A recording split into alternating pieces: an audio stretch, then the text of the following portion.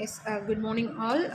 Last two classes we have discussed about the supervised learning, that is the basic concept and definition of supervised learning, applications and disadvantages and disadvantage, as well as the categories under the supervised learning, that is regression and classification.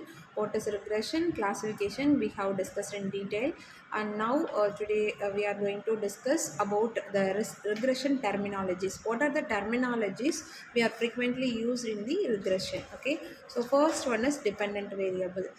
What is dependent variable? Dependent in the sense we are going to depend something. Okay, so here also the same sense, the main factor in regression analysis which we want to predict or understand is called the dependent variable. That means what? Want to predict or understand, that is called dependent variable. That is the outcome. It is also called target variable. Simply in the technology usage we can call it as the target variable. And coming to the independent variable, so it will support for the dependent variable. It is not going to be the main variable or main agenda of our outcome. So the name itself, it shows independent variable. The factors which affect the dependent variables or which are used to predict the values of the dependent variables are called independent variables. Also it is called as a predictor. So the other name of independent variable here, it is predictor. Next, coming to the outliers. Outliers is an observation which contains either a very low value or very high value in comparison to other observed values. So from the outliers, it is a boundary value. That means it mean a lower value or higher value in comparison to the other values. That is called outliers. And outliers may hamper the results, so it should be avoided. So here the outlier, it is having the negative aspect, so it must be avoided. So while doing the regression process, the measurement of outlier is much more important. And coming to the next terminology, it is multicollinearity.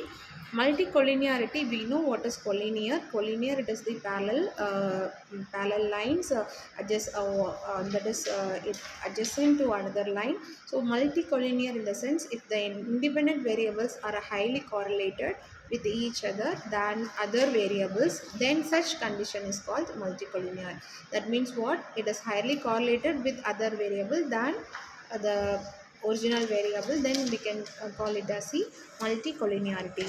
And coming to the underfitting and overfitting, in our algorithm works well with the trained data set but not well with the test data set. So trained data set, it will work very nice, but in the test data set it may not.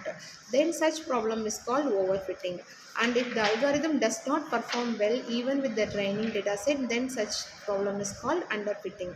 So if the trained data set is performed well, that is called overfitting, and the algorithm, it does not perform well, that is even though we trained but it is not performing, that is called underfitting. So from the picture representation, we come to the understanding that this is underfitted, and good fit and robust we can say, and this is overfitted. So the line joined, it is called, you just see the outcome of the lines, and it is it covers the underfitter, it may not cover the whole picture.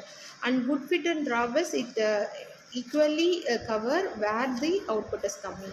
And overfitted, it is covering all the values, but it is not in the linear process, so it is coming for the overfitted.